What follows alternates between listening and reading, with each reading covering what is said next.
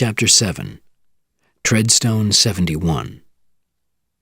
It was a quiet street in a good area of Manhattan. No one would imagine that it contained one of the most secretive organizations in the United States. Only 8 people in the country knew of its existence. Gordon Webb, now ringing the doorbell, was one of them, although he had never visited the house before. Inside, he was welcomed by David Abbott and introduced to Elliot Stevens, a trusted assistant to the president. "What did you find out in Zurich?" Abbott asked Webb when they were all seated. "Carlos has men in Washington, maybe even in Treadstone. He found the special instructions and changed them, so he had already identified Bourne, the account holder, as Kane. That information is only in the Medusa papers." "Good God. There are only 3 copies, and very few people are allowed to see them." "One of those people is working for Carlos." There was silence while the 3 men thought about this. "I saw the newspaper report about the Canadian woman," Stevens said then. "Also Carlos's work?" "Yes. We couldn't stop it. But she's not a killer. We simply added the equally false story about the missing money." He looked at Abbott. "Although that may not actually be false." "But why did you use a Canadian citizen?" Stevens asked coldly. "The Canadians are already very angry about the death of one of their economists, who made the mistake of asking questions about an unlisted American company and was killed for it." "We're trying to save her life," Webb said. "Bourne knows that the story's false. Through it, we're telling Bourne to come home." "Jason Bourne," Abbott told Stevens, "is an American spy. There is no Kane in the sense that Carlos believes. He's a trap for Carlos. That's who he is. Or was." "I think you should explain," Stevens said. "The president has to know." 3 years ago, we invented a man and gave him a life. He was a killer who raced around Southeast Asia. When there was a killing or an unexplained death, there was Kane. Informants were given his name. It appeared in embassy reports. Kane was everywhere. And he was. Bourne showed himself, always with a different appearance, speaking in one of a number of languages, talking to serious criminals as a professional criminal. "He's been living this lie for 3 years?" Stevens asked. "Yes. When he moved to Europe, he was known as the most skilled white assassin in Asia. There, he saved 4 men who Carlos had been contracted to kill and took responsibility for killings that Carlos had done. He has laughed at Carlos, trying to force him out into the open. I don't think there's any way a nation can repay a man like Bourne for the work he's done." Abbott paused. "If it is Bourne." "What?" "Too many things have happened that make no sense to us. He disappeared for 6 months after he tried to stop Carlos's contract for the killing of Howard Leland. Then he came back. It was Bourne at the bank. The signatures were real. But who is he now? Who is he loyal to? Why is he with the woman? Why is she with him? Millions of dollars have been taken. Men have been killed. And there have been traps for other men. But who for? Who by? Abbott shook his head. Who is the man out there? In a car, further down the street, a European turned a switch. "That's all we needed to know," he said quietly to himself. "But you didn't tell them, Abbott, that on March 25th, 1968, Jason Bourne was killed by another American in Tamquan." He turned to the driver beside him. "Quick," he said, "get behind the steps to the front door." The European took a long, thin gun with a silencer on it and followed the driver toward the house. The door opened.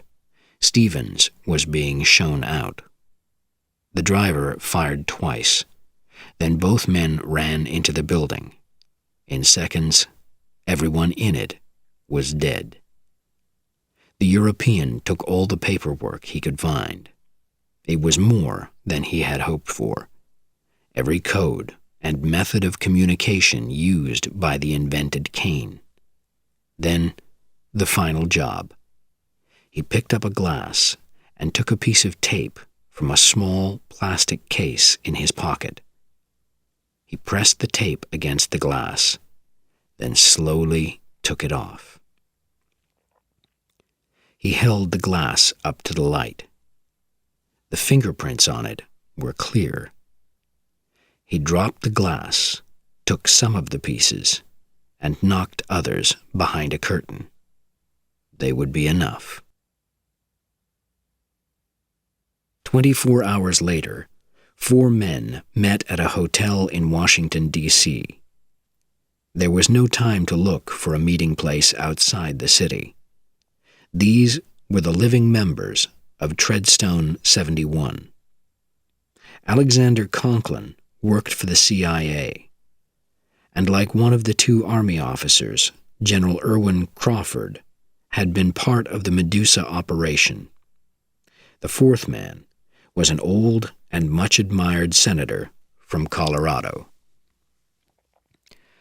"I'm meeting the president tonight," the senator said. "Tell me everything you can. What happened?" "Webb's driver found the bodies when Webb didn't return to the car," Crawford told him. "He wisely called the Pentagon, not the police, and spoke to me personally. I sent officers, but told them to do nothing until I arrived. I then called Conklin, and we flew to New York with an FBI team.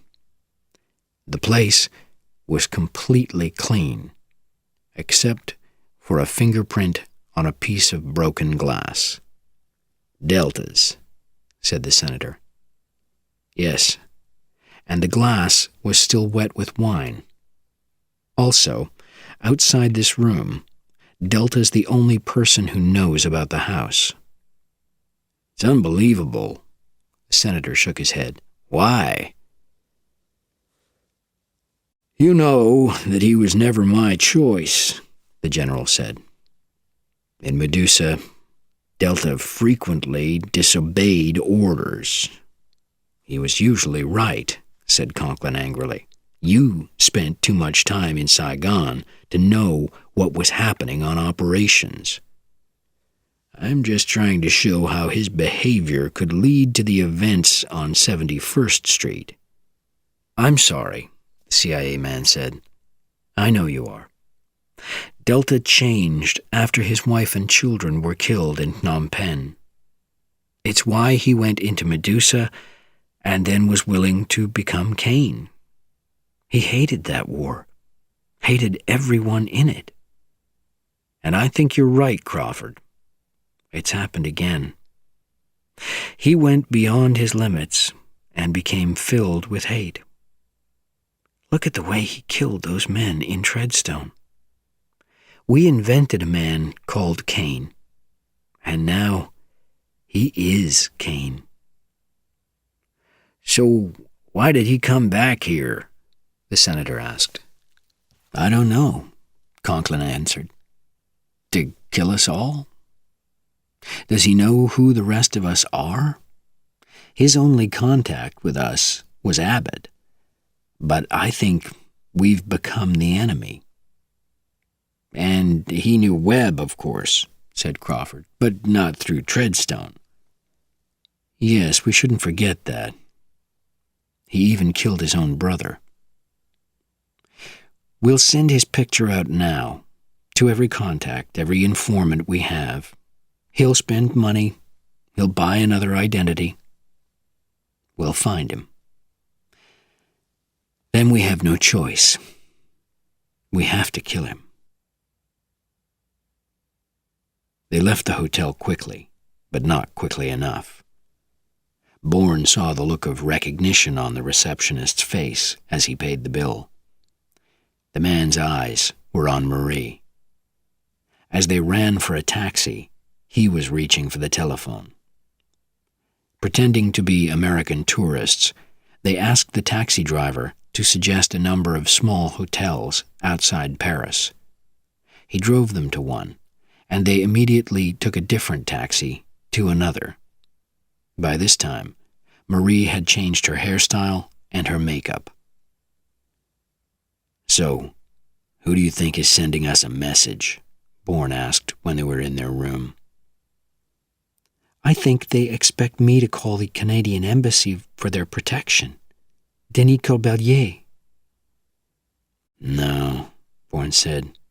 You're wrong. It was sent by Carlos. I am Cain, and you must leave me. He saw the fear in her eyes. All right, he agreed, but do it my way. He called the reception desk and asked for another room in the name of Briggs for friends who would arrive later. Then he took some of his clothes and hers and arranged that room before he allowed her to call. She told Corbelier that she was innocent of the killings, that she needed help, that he was with her, and that they were using the name Briggs. Corbelier promised to send a car. At 2 a.m, they were standing outside their room in the darkness, listening, waiting, when the two men came. The men walked softly to Mr. and Mrs. Briggs's room, shot out the door lock with a silenced gun, and ran inside. More shooting followed before a light went on, then cries of anger. When they had run out again, Bourne led Marie to the room and showed her what had been done to it, especially the bullet holes in the bedclothes. There's your message, Bourne said, as she cried in his arms. And now I think you should listen to me. But Marie had had another thought and was quickly on the phone, calling the embassy. As she feared, Denis Corbelier had been shot in the throat at 1:40 that morning on the embassy steps. I'll listen to you, Jason, Marie told him. A message was sent, but not to us, not to me, only to you. For 1,500 francs, the receptionist was more than happy to lend his car. The guests were, he agreed, unlikely to find a taxi so early in the morning. Soon after that, Bourne and Marie were sitting in the small Renault in the middle of the countryside. 3 weeks before in Switzerland, Bourne had started his story with the words, "My life began 5 months ago on a small island in the Mediterranean." This time he began, "I'm known as Cain." He told it all, names, cities, dates, assassinations, Medusa. We were wrong. Maybe, Marie said, but also right. If that man existed, you're not him now. Can you walk away from it? Yes, Bourne said, but alone. I'm wanted by governments and by the police. Men in Washington want to kill me because of what they think I know. An assassin wants to shoot me in the throat because of what I've done to him.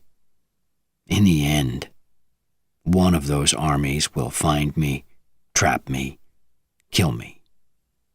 Do you want to be there? No, shouted Marie.